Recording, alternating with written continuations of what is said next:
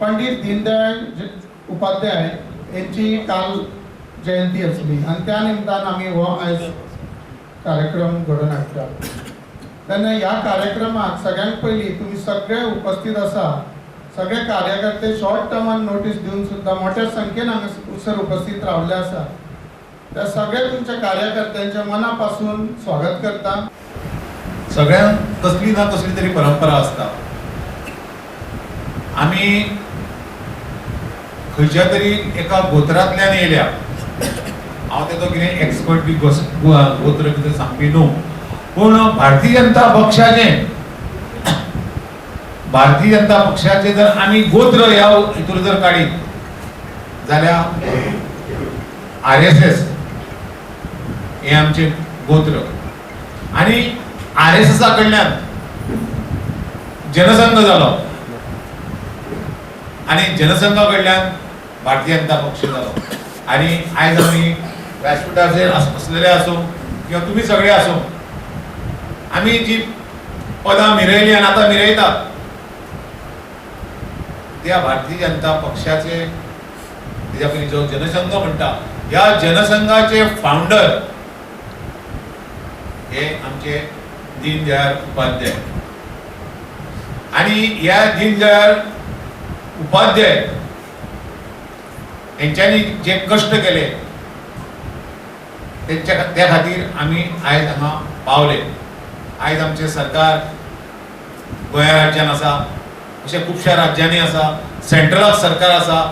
गेल्या एका वर्साच्या कालावधीन जे निर्णय 1,500 वर्सां पयलीं जावंक शकले ना अशे निर्णय अयोध्येचे सुद्धा ह्या सरकारान केले। आर्टिकल 370 आसूं आनी सुद्धा काय कायदे येवपाचे आसा, CAA जाला, हे सगळे कायदे हे भारतीय जनता पक्षान केले।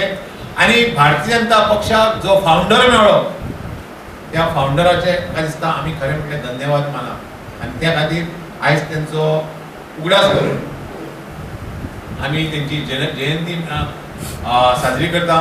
झेडपीचो रेज मागूस मतदारसंघ येयलो आणि सुकूर जो 2 पंचायतीचो आस्पाव जाता तो झेडपी मतदारसंघ।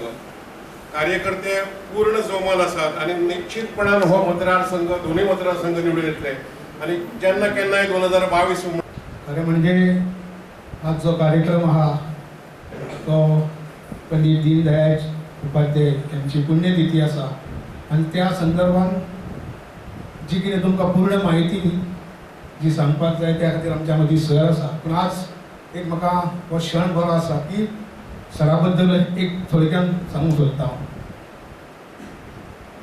की आज सर तसो आमचो पक्षाचो महान आदमी आसा, एक महान व्यक्ती आसा।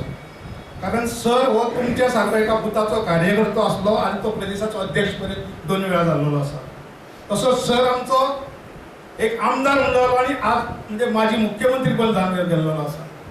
हा मुद्दाम कित्याक सांगता की पक्षाचे म्हाका सर सदांच सांगता म्हणून पक्षाचे काम करीत रावपाक जाय, प्रत्येकाक न्याय मेळटलो।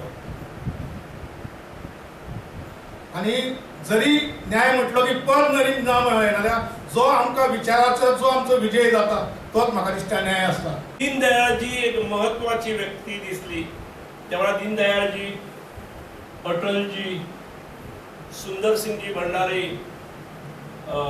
अडवाणीजी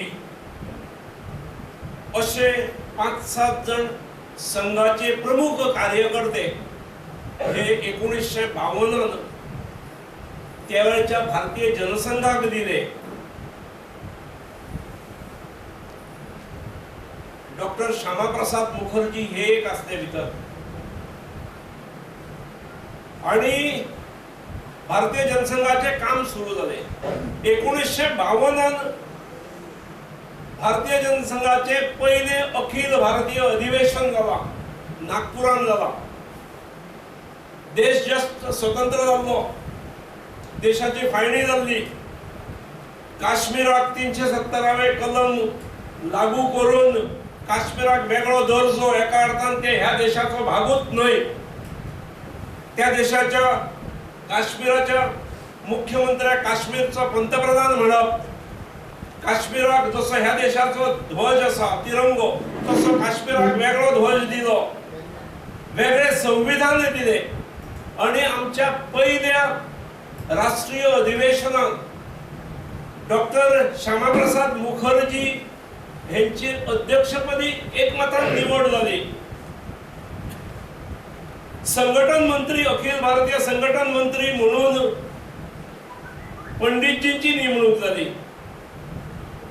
आणि तो एकमतान ठराव पहिल्याच अधिवेशनात जाता की काश्मीर हो ह्या देशापासून अलग दौरा हे आमकां परवडचे ना आणि भारतीय जनसंघाची स्थापना जातकीर पहिल्या अधिवेशनात मागणी की काश्मीर हे पूर्णपणे भारताक जोडा.